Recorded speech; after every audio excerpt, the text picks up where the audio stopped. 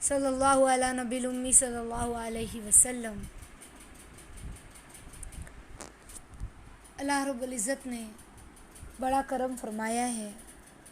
وہ رب جو دونوں جہاں کا مالک ہے، بادشاہ ہے، اور ہم اس کے بندے غلام ہیں۔ وہ آقا ہے، رب العالمین ہے۔ یہ اس کا شکر ہے، یہ اس کا فضل ہے، یہ اس کا کرم ہے کہ اس نے ہمیں اپنے دین کے بولوں کو بولنے اور سننے کی توفیق دی۔ بار بار ہم اس بات کو دھیان میں رکھیں اور ہمیشہ اس بات کا احساس ہمارے دل میں ہو کہ اللہ کی توفیق کے بغیر ہم کوئی نیکی نہیں کر سکتے۔ یہ اسی کی توفیق ہے کہ اللہ ہمیں اپنے بولوں کو سننے کی توفیق دیتے ہیں، بولنے کی توفیق دیتے ہیں۔ یہ اللہ کا شکر ہے، کرم ہے، فضل ہے۔ آ رہی ہے بات سمجھ میں؟ تو ہر وقت اللہ کا شکر بندہ ادا کرتا رہے کہ اللہ آپ کا فضل ہے کہ آپ نے مجھے مسلمان بنایا، یا اللہ آپ کا فضل ہے کہ آپ نے مجھے دین اسلام عطا فرمایا، یا اللہ آپ کا شکر ہے کہ آپ نے مجھے نبی محمد رسول اللہ صلی اللہ علیہ وسلم جیسا نبی دیا۔ اور اللہ یہ آپ کا سب سے بڑا فضل ہے کہ آپ نے ہمیں اپنا بندہ بنایا، اور ہم اس بات پر راضی ہیں کہ آپ ہمارے خدا ہو، آپ ہمارے رب ہو جو رب العالمین ہے۔ سمجھ رہے؟ تو ہمیشہ اللہ کی طرف نگاہ ہو ہماری۔ بچیوں ساتھیوں، نگاہیں اللہ کی طرف سے ہٹنا نہیں چاہیے۔ دیکھو جہاں بھی بندے کی نگاہیں اللہ سے ہٹتی ہیں نا تو درگھٹنا گھٹتی ہے، یعنی پھر اللہ سے دوری۔ نگاہیں اللہ سے ہٹے گی تو دوری ہوگی۔ اب جب اللہ سے دوری ہوگی تو پھر برائیاں ہمارے اندر وجود میں آنے لگیں گی، پنپنے لگیں گی برائیاں۔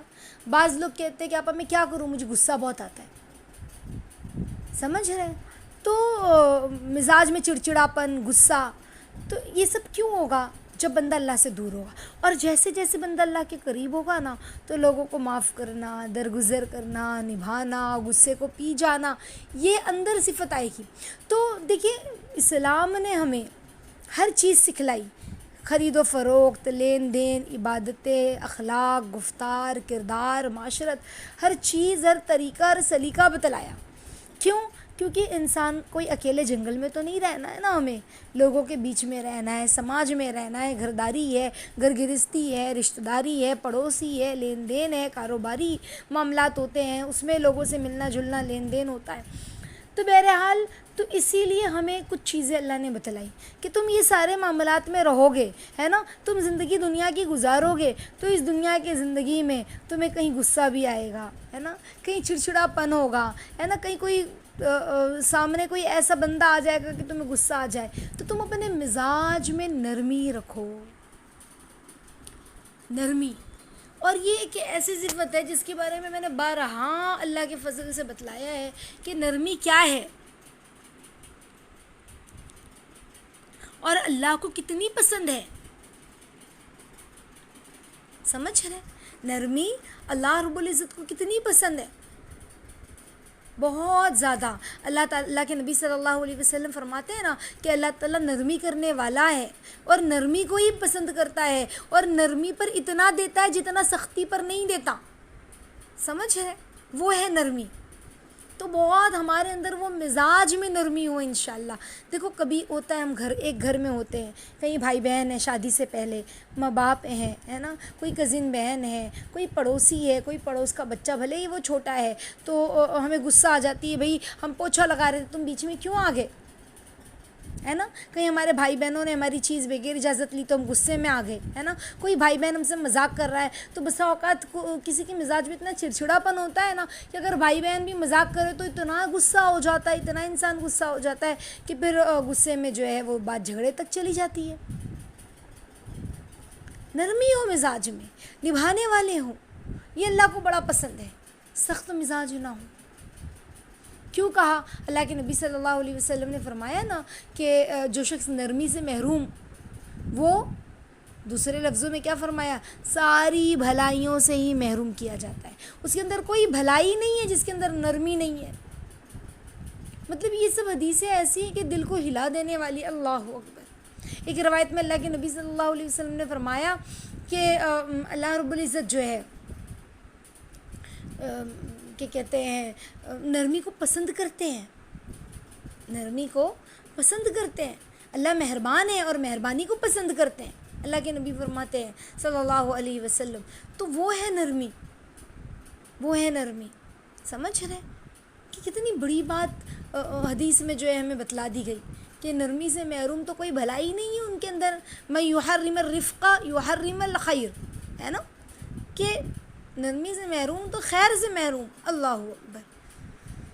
تو اس چیز کو ہم دیکھیے، بسا اوقات شوہر جو ہے بیویوں سے مذاق کر دیتے ہیں، یا غصے میں جو ہے شوہر خود بھی، اگرچہ وہ مذاق نہیں بھی کر رہے ہیں تو کہیں اکثر مردوں کی یہ اندر یہ چیز ہوتی ہے کہ وہ کہیں ان کے والد کو، کہیں ان کے بھائی کو، کہیں ان کی بہن کو کچھ کہہ دیا کہ تمہارے خاندان میں تو یوں ہی ہے، تمہارے یہاں تو ایسا ہی معاملہ ہے، تمہارے یہاں تو کوئی طریقہ ہی نہیں، کوئی سلیقہ ہی نہیں، کوئی بھی ایکس وائی زیڈ کوئی بھی بات کہہ دی تو بیوی کیا ہوتی ہے، سخت مزاج بن جاتی ہے، چلا کر بات کرتی ہے. اور پھر کیا ہوتا ہے، سختی سے بات کرتی ہے، اور پھر وہ جو ہے نا اس کی سختی ایسی ہوتی ہے کہ ظاہر سی بات ہے، دیکھو شوہر جو ہے وہ شوہر ہے، اسے ایک بار سختی سے بات کرو، دو بار کرو، تین بار کرو، سمجھ رہے ہیں. تو کیا ہوتا ہے کہ شوہر جو ہے نا وہ چڑچڑا جاتا ہے،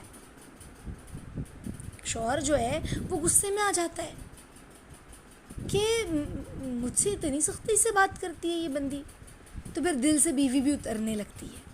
سمجھ رہے ہیں، وہ معاملات خراب ہونے لگتے ہیں. پھر کہیں کی بات کہیں چلی جاتی ہے، اگر اسی وقت خاموش ہو جاتے ہے نا تو کتنی اچھی بات ہوتی. کسی انسان نے کیا خوبی کہا ہے کہ کسی انسان کی نرمی اس کی کمزوری کو ظاہر نہیں کرتی. یہ بات یاد رکھے. کیوں؟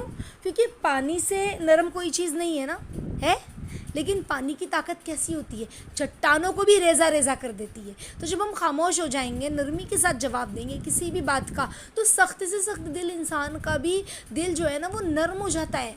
اگر ہم نرمی سے بات کرتے ہیں تو بری بات بھی بری نہیں لگتی، اور اگر ہم تھوڑا سا ہمارے کلام میں تھوڑی سختی ہوتی ہے نا تو اچھی بات بھی بری لگنے لگتی ہے. سمجھ رہے؟ اچھی بات بھی بری لگنے لگتی ہے. جیسے مثال کے طور پہ میں آپ کو ایک چھوٹی سی مثال دیتی ہوں.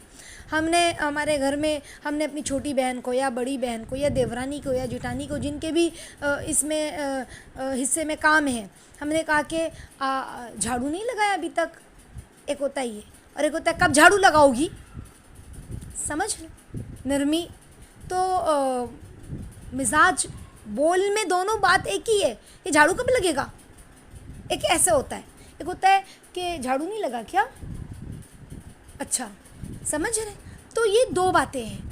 اگر آپ نے یہی بات تھوڑی سختی سے کہہ دی تو ایک تو سامنے سے رپلائی بھی سختی سے آئے گا، لگاؤں گی نا، کیا کرنا ہے. سمجھ رہے، ابھی لگا رہی ہوں نا، اتنا کیا وہ ہے.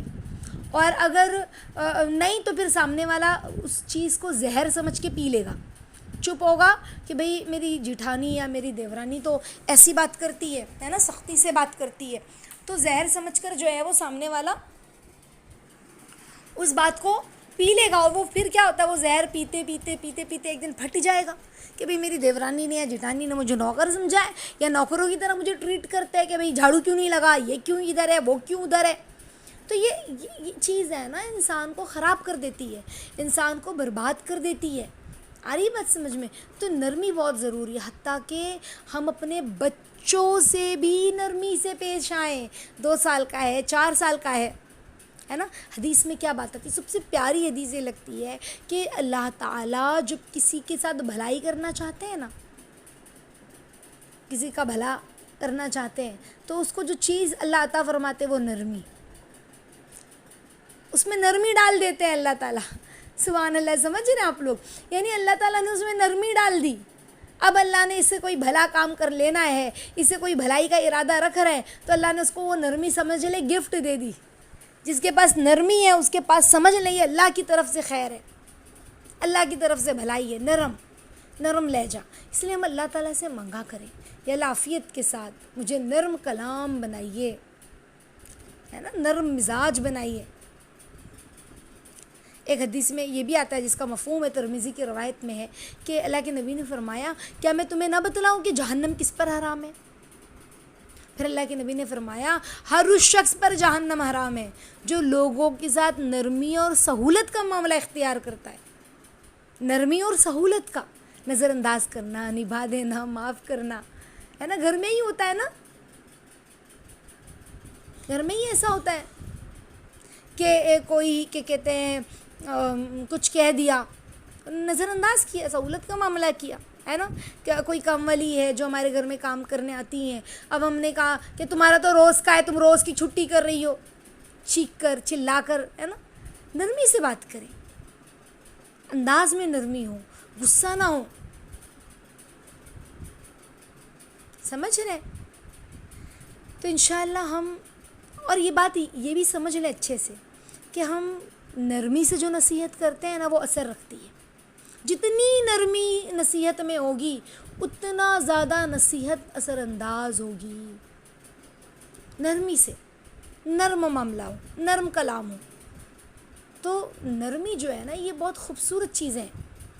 اللہ کے نبی نے نہیں فرمایا کہ ایک صحابی فرماتے ہیں کہ میں اپنے غلام کی غلطی کو کتنی بار معاف کروں. ایک بار پوچھا، 2 بار پوچھا، 3 بار. اللہ کے نبی نے فرمایا معاف، پھر غلطی کرے پھر تو کہا 100 بار. خاموش رہے اللہ کے نبی. نبی اللہ بتائیے نا کتنی بار معاف کرو، خاموش. نبی اللہ بتائیے نا. اللہ کے نبی نے کہا 100 بار. سمجھ رہے؟ 100 بار. تو